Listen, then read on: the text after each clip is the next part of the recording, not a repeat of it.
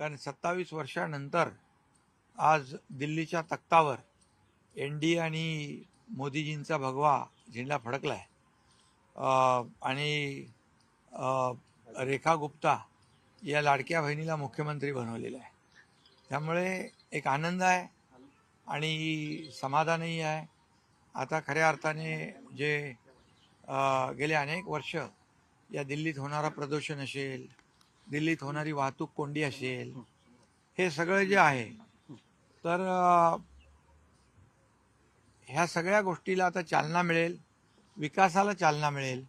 जसं देशभरामध्ये ज्या पद्धतीने जसं महाराष्ट्रात डबल इंजिनचं सरकार काम करत होतं आणि केंद्राची देखील आम्हाला मदत मिळत होती. आता तर दिल्लीवर ही दिल्ली आपल्या देशाची राजधानी आहे आणि इथं तर जगभरातले लोक येतात. मुंबईत जसे येतात तसे दिल्लीत येतात आणि मोठ्या प्रमाणावर होणारी वाहतूक कोंडी, मोठ्या प्रमाणावर होणारं प्रदूषण आणि जे काही डेव्हलपमेंट जी आहे ही डेव्हलपमेंट इथं थांबली होती. त्या डेव्हलपमेंटला आदरणीय प्रधानमंत्री मोदी साहेबांच्या मार्गदर्शनाखाली, नेतृत्वाखाली इथल्या मुख्यमंत्री ज्या आहेत रेखा गुप्ता या चालना देतील, त्यांची टीम चालना देईल आणि दिल्लीकरांना त्याचा फायदा होईल. पंतप्रधान तुमच्याकडे येऊन बोलले, तुम्ही तिघही हसला, नेमकं काय व्यासपीठावर झालं, काय बोलले तुम्हाला? पडलेला हा प्रश्न आहे. नाही, याच्यामध्ये पंतप्रधान साहेबांचं प्रेम आहे, त्यांच्या शुभेच्छा आहेत आणि ते मला भेटल्यावर माझ्याशी बोलतात. राजकीय काय विषय झाला? आता तिथं एवढे व्यासपीठावर शपथविधी तिथे काय राजकीय होणार? वेगळी लंच डिप्लोमसी झाली, तिथं काही चर्चा झाली त्यामध्ये का? काय? जेवण होतं आणि शिवजयंतीच्या बाबतीमध्ये चर्चा केली. छावा जो छत्रपती संभाजी महाराजांचा छावा झालाय त्याच्याबद्दल त्यांनी चर्चा केली आणि एकंदरीत महाराष्ट्रातल्या कामकाजाबद्दल, विकासाच्या बद्दल चर्चा झाली. पॉझिटिव्ह चर्चा. तुम्हाला धमकी आलेली आहे, पोलिसांना देखील तसं- चर्चा झाली त्यावेळेस. त्या बाबतीत देखील आता जो अमेरिकेचा त्यांचा दौरा होता त्या बाबतीत मीच मुद्दामून त्यांच्याशी बोललो. मीच विषय काढला की अमेरिकेचे राष्ट्राध्यक्ष डोनाल्ड ट्रम्प जे आहेत त्यांनी त्यांना एक पुस्तक भेट दिलं आणि त्या पुस्तकामध्ये लिहिलं मोदीजी आप महान हो. तर त्यांनी मला सांगितलं की त्यांनी 7-8 पुस्तकं लिहिली आहेत आणि माझ्यावर त्यांनी बरंच चांगलं लिहिलेलं आहे. त्यामुळे मोदीजींच्या बद्दल अमेरिकेचे राष्ट्राध्यक्ष ट्रम्प जर चांगले उद्गार काढतात, मोदीजी आप महान आहे, तर ह्या आपल्या देशासाठी देखील ही बाब महानच आहे आणि गौरवास्पद बाब आहे आणि म्हणून बरीच चांगली चर्चा झाली. तुम्हाला धमकी पण आलेली आहे? काही लोकांना मोदीजींचा गौरव केलेला पचनी पडत नाही, त्यांना हजम होत नाही, पोटदुखी सुरू होऊन जाते. तुम्हाला धमकी आलेली आहे सर, पोलिसांनी तपास सुरू केलेला आहे. आणि गाडी तुम्हाला या संदर्भात काही फोन वगैरे आला का राज्याच्या? नाही, मला लॉ अँड ऑर्डरचे ते जॉईंट कमिशनर आहेत, त्यांनी फोन केला, पोलीस आयुक्तांनी फोन केला, असं आहे की असं. तर ठीक आहे, अशा अनेक वेळा मला धमक्या येऊन गेलेल्या आहेत, पण काय त्या धमक्यांचा काय मी कधी विचार केलाही नाही. मी माझं काम करत राहिलो आणि आता हे काम सुरूच राहणार आहे. गडचिरोलीचे पालकमंत्री होतात तुम्ही. अलीकडच्या काळामध्ये केंद्र सरकारने नक्षलवादी विरोधात मोठी मोहीम हाती घेतली. त्या दृष्टिकोनातून तुम्ही कशा पद्धतीने काळजी घ्याल आणि या सगळ्या पार्श्वभूमीवर काय सांगाल?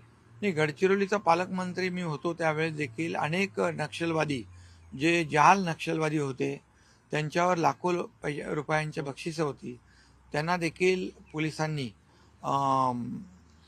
त्या नक्षलवाद्यांचा देखील बिमोड केला आणि अनेक मोठे नक्षलवादी मारले आणि त्यामुळे खऱ्या अर्थाने तिथे डेव्हलपमेंटला वाव आहे. मी पालकमंत्री होतो तेव्हा सगळ्यात आधी सुरजागडचा प्रकल्प सुरू करायला प्राधान्य मी दिलं आणि आता तिथे मोठ्या प्रमाणावर स्टील इंडस्ट्री येते आहे.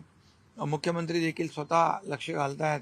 अनेक आता MOUs झालेले आहेत आणि त्यामुळे गडचिरोली आता नक्षल मुक्त जिल्हा होईल आणि एक विकासाच्या मुख्य प्रवाहामध्ये गडचिरोली जिल्हा येईल.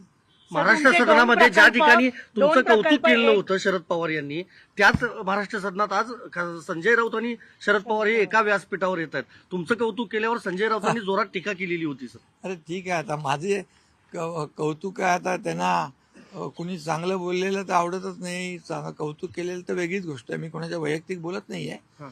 पण मी त्याची काय पर्वा करत नाही कुणाची. मी माझं काम करतो. मी आरोपाला आरोपाने उत्तर देत नाही, टीकेला टीकेने उत्तर देत तुम्हाला नाही. दिलेल्या पुरस्काराची संस्थेची त्या चौकशी करा असं म्हणतायत खासदार राऊत. आता खरं म्हणजे त्यावेळेस बघितलं आपण तर मला एका मराठी माणसाने पुरस्कार दिला, म्हणजे पवार साहेबांनी दिला. आणि त्यावेळेस आपले जे महापराक्रमी महादजी शिंदे यांचे थेट वंशज केंद्रीय मंत्री ज्योतिरादित्य शिंदे होते. मग या सगळ्या ह्याच्यामध्ये ओघामध्ये महादजी शिंदे यांचाही अपमान झाला, साहित्यिकांचाही अपमान झाला. माझा तर अपमान सोडा, पण ज्यांनी मुख्यमंत्री बनवलं, ज्यांनी मुख्यमंत्री केलं त्यांचाही अपमान केला. मग त्यामुळे माझा तर अपमान सोडा. सर तुमच्या काळातले 2 प्रकल्प होते. जालना प्रकल्प आहे जाल- ते थांबवलं जात आहे. तुमच्यामध्ये कोल्ड वॉर सुरू आहे, अशा प्रकारे चर्चा आहे. जर डीप क्लीन प्रकल्प बघितला मुंबईतला, पुण्यातील प्रकल्प एक बघितला, खरपुडीच्या कोड केले जात आहे. खरपुडीच्या प्रकल्पाची 900 कोटीच्या चौकशी करण्याचे निर्देश CM ने दिले. बीएमसीचं 1400 कोटींचं. नाही, याच्या बाबतीमध्ये मी माहिती घेतो. आम्ही जे सुरू केलेले प्रकल्प आहेत लोकहिताचे प्रकल्प, आणि त्यावेळेस मी मुख्यमंत्री होतो, देवेंद्रजी उपमुख्यमंत्री, अजितदादा उपमुख्यमंत्री होते. त्यामुळे आम्ही जे प्रकल्प सुरू केले ते लोकहिताचे केले. या बाबतीमध्ये मी माहिती घेतो. कोल्ड नक्की वॉर करा. सुरू आहे मुख्यमंत्री आणि उपमुख्यमंत्री मध्ये, हेही बोललं जातं. मग ते 2 वॉर रूम म्हणा किंवा वेगवेगळ्या meetings या मध्ये बाबतीमध्ये तुमचं presence या बाबतीत किंवा मी absence ऑलरेडी असतो. हां. माझं म्हणणं आणि वक्तव्य केलेलं आहे. सीएम वॉर रूम जी आहे, सीएम वॉर रूम मध्ये मोठे प्रकल्प आपण मॉनिटर करतो. त्यामध्ये मुख्यमंत्री आहेत. मी मुख्यमंत्री होतो तेव्हाही आम्ही मॉनिटर करत होतो. मुख्यमंत्री, दोन्ही उपमुख्यमंत्री त्या सीएम वॉर रूमचं मॉनिटर करत असतात. एखादा प्रकल्प जो आहे त्याला कुठे अडचण आहे का, लँड एक्विशन, फॉरेस्ट, इतर काही परवानग्या थांबल्यात का, यामुळे तो प्रकल्प जो आहे त्याला चालना मिळते, त्याला वेग येतो, गती येते. आणि आम्ही जे सुरू केलेला आहे तो समन्वय कक्ष आहे. जे शिवसेनेकडे जी खाती आहेत त्या खात्यांचा आढावा घेण्याची त्या समन्वय कक्षाची जबाबदारी आहे. एक प्रश्न त्यामुळे या समन्वय कक्षाच्या माध्यमातून शिवसेनेकडे असलेले जे विभाग आहेत, खाती आहेत, त्याला गती देणं, त्याला चालना देणं, त्यामुळे कामाचं कुठेही डुप्लिकेशन नाही, कोल्ड वॉरच्या बातम्या कशा आहेत? यंत्रणेचं डुप्लिकेशन नाही, पॅरलल सिस्टीम नाही. आणि वैद्यकीय कक्ष तर तुम्ही म्हणालात की तो तर मी जेव्हा मुख्यमंत्री होतो आणि देवेंद्रजी उपमुख्यमंत्री होते तेव्हाच सुरू झालेला आहे. 23 मध्ये त्यांच्याच कक्षामध्ये ते कंटिन्यू केलेलं आहे. त्यामुळे असं तुम्ही ह्या सगळ्या बातम्या ज्या आहेत ना, तुम्हीच चालवता मीडियावाले, तुमचा TRP वाढवायला. त्यामुळे तुम्ही खऱ्या बातम्या दिल्या पाहिजे. नाही, आम्ही खरं वास्तविक बातम्या आणि देतो. त्यामुळे बातम्या खऱ्या बातम्या कुठलाही कोल्ड वॉर नाही, कुठलाही हॉट वॉर नाही. आणि आमचा अजेंडा काय आहे? आमचा अजेंडा आहे या महाराष्ट्राला विकासाकडे नेणं, या महाराष्ट्राच्या जनतेच्या जीवनामध्ये चांगले दिवस आणणं. जे 2.5 वर्ष आम्ही काम केलं टीम म्हणून, त्यामुळे या विधानसभेच्या निवडणुकीत लँडस्लाईड मॅन्डेट मिळालं. लोकांनी भरभरून मतदान केलं, 232 आमदार आले. आता त्याच वेगाने आम्ही टीम म्हणून काम करतोय आणि पुढे जातोय. साहेब, एक मुद्दा असा आहे की सातत्यानं असं म्हटलं जातं की उद्धव ठाकरे यांनी तुम्हाला अगोदर मुख्यमंत्री पदाचा शपथ दिला आणि नंतर म्हटलं गेलं की शरद पवारांनी सांगितलं की उद्धव साहेब तुम्ही जर धुरा हातात घेतली नाही तर हे राज्य चालवणं कठीण होईल.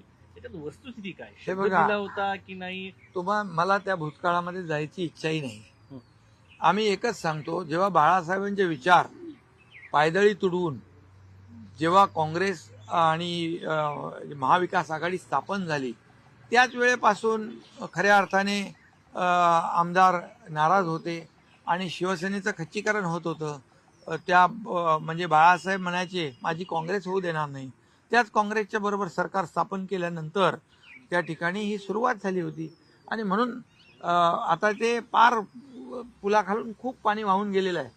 आणि मी मुख्यमंत्री झालो 2.5 वर्षामध्ये, खूप काम केलं, याचं समाधान आहे मला. आता तुमच्या पक्षात आनंद आहे. शिवसेनेमध्ये इतके कार्यकर्ते पदाधिकारी शरद येत आहेत पवार सर, यांच्यावरती पण सातत्यानं तुमच्या खापर फोडलं जातं याचं की शरद पवारांनी हे शब्द दिला त्यामुळे एकनाथ शिंदे यांना मुख्यमंत्री करता आलं नाही. अरे बाबा, हे कोण बोलताय त्यांना विचारा ना. मला मी काय सांगणार तुमचा त्याच्यामध्ये? बालेकिल्ला कुठलाही नाही. मी 2.5 वर्ष काम केलं, याचा आनंद आहे मला. तुमच्याकडे अनेक बालेकिल्ला- पक्षात काही खासदार प्रवेश करणार अशी खूप चर्चा आहे. केव्हापर्यंत प्रवेश करणार आहे? हे ऑपरेशन सगळे- टायगर थांबलं? हे सगळं तुमच्या मीडियावरच सगळं सुरू आहे. हं. कुठं काही म्हणजे अशी राजकीय चर्चा नाही, काही नाही.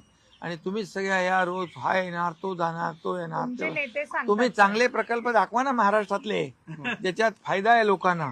की अटल सेतू दाखवा, कोस्टल हायवे दाखवा, मेट्रो दाखवा, समृद्धी महामार्ग दाखवा, मिसिंग लिंक दाखवा. काय काम चालू आहे? तुमचा कुठलाही सर बालेकिल्ला नाही. फक्त टेकड्या बालेकिल्ला सर तुमचा कुठलाही नाही. तुम्ही पैशांनी बालेकिल्ले उभं केले असं अरे संजय कोणाच्या राऊतांनी टीका बद्दल? केली. अरे मला हां. कोणाच्या बद्दल विचारतात? तुमचे प्रश्न संपले का सगळे? हं. धन्यवाद. चला. ठीक आहे.